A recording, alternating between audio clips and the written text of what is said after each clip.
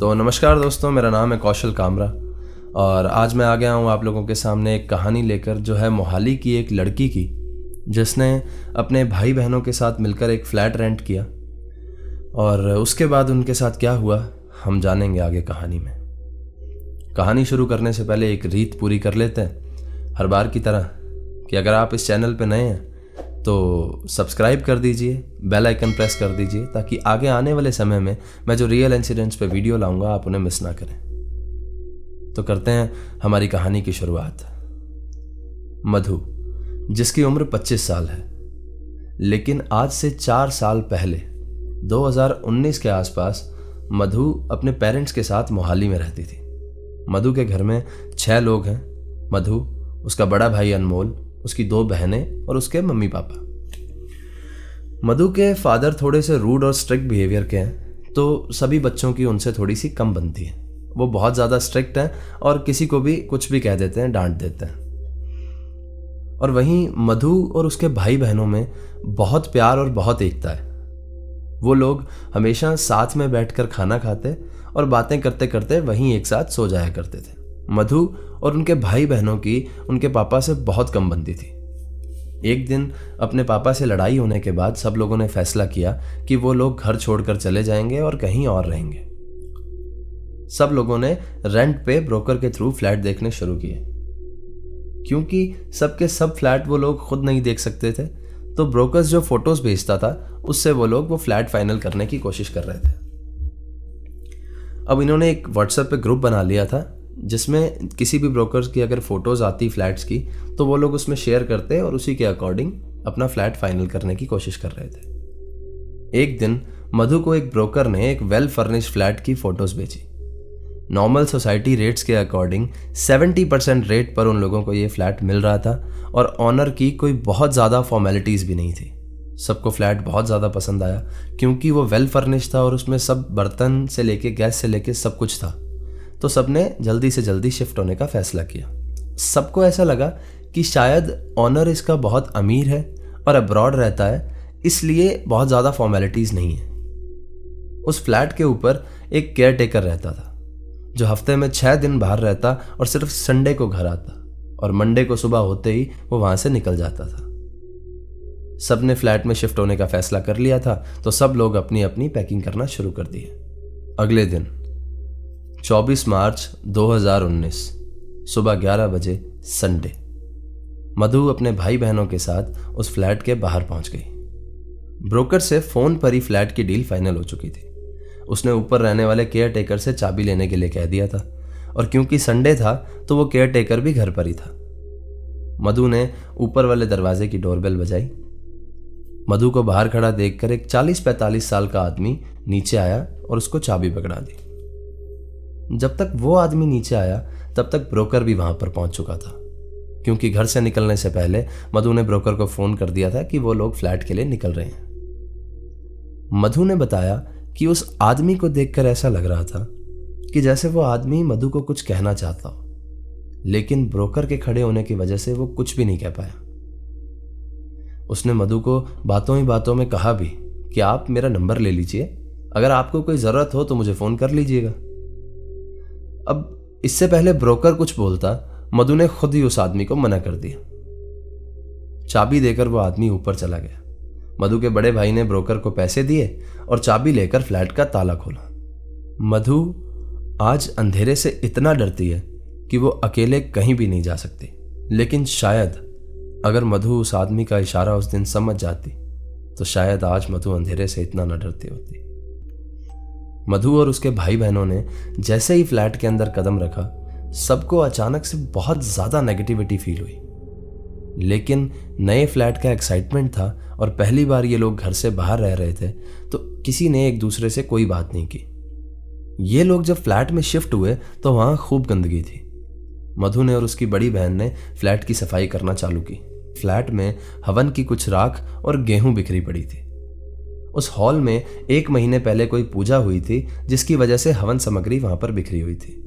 अब ये पूजा किस चीज की थी, ये बात मैं आपको आगे आने वाली कहानी में बताऊंगा। उस फ्लैट के हॉल में एक तस्वीर लटकी हुई थी जो कि शायद उस फ्लैट के ओनर के पिता की थी। मधु ने साफ सफाई करके वहां से उस तस्वीर को हटाया और वहां पर अपने भगवान की तस्वीर लगा दी। क्योंकि फ्लैट फुली फर्निश था तो वहां पर क्रॉकरी और बर्तनों का सारा सामान अवेलेबल था। मधु और उसके भाई बहन ने दोपहर में मैगी बनाई और मैगी और नूडल्स खा के सब लोग बातें करने लगे।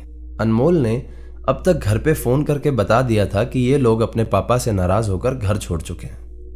अनमोल और मधु पहले भी एक दो बार अपने पापा से नाराज होकर अपने दोस्तों के घर रुक जाया करते थे, लेकिन ये पहली बार था कि सारे भाई बहनों ने एक साथ घर छोड़ दिया था।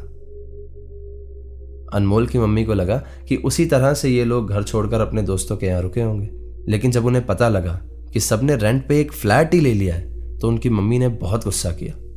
कुछ देर बाद जब ये लोग वापस आने के लिए नहीं माने तो इनकी मम्मी ने हार कर कहा कि शाम का खाना मैं घर से भिजवा दूंगी ताकि ये लोग बाहर का खाना ना खाएं।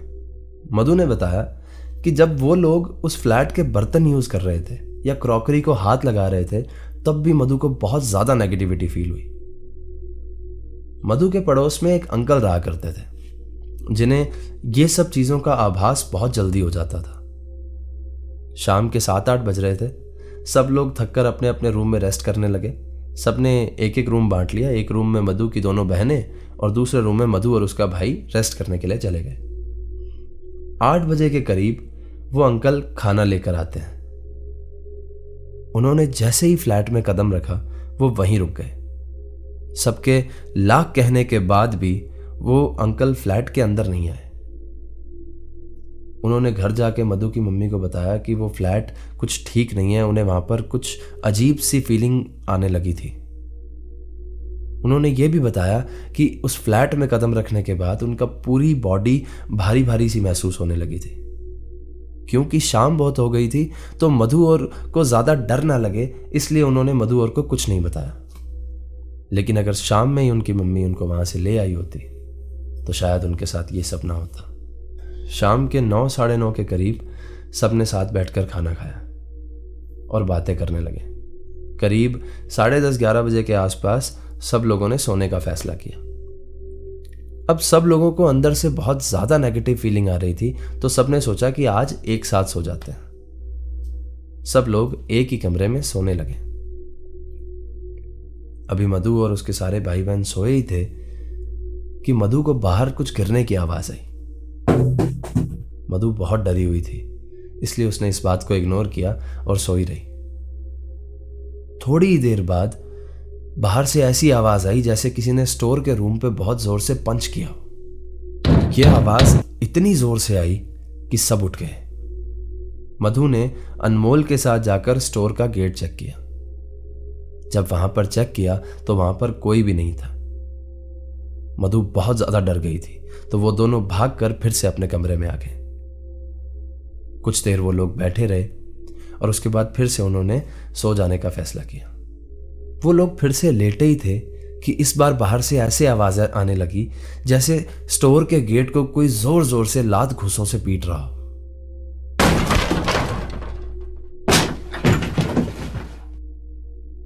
आवाज बंद हो जाने के बाद अब चारों भाई बहनों ने फैसला किया कि बाहर चलते हैं और देखते हैं क्या है। ये लोग बाहर गए। इन्होंने स्टोर चेक किया, आसपास के रूम्स चेक किए, फ्लैट में कोई भी नहीं था। इन्होंने फ्लैट से बाहर जाने का फैसला किया ही था कि इतनी देर में किचन का नल अपने आप चालू हो गया। अब ये लोग इतने घबरा गए कि जोर से फ्लैट के बाहर भागे। मधु इतनी डर गई थी कि उसने 100 नंबर पे पीसीआर को फोन कर दिया था। क्योंकि घर हाईवे के पास में ही था तो 5 से 10 मिनट में पुलिस वहां पर आ गई। मधु ने पुलिस को बात बताना शुरू किया और अचानक से देखा कि उनका भाई वहां पर नहीं था।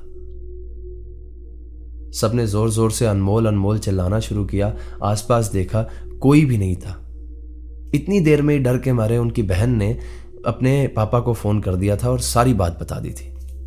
मधु का घर भी वहां से 5-6 किलोमीटर के अराउंड होगा।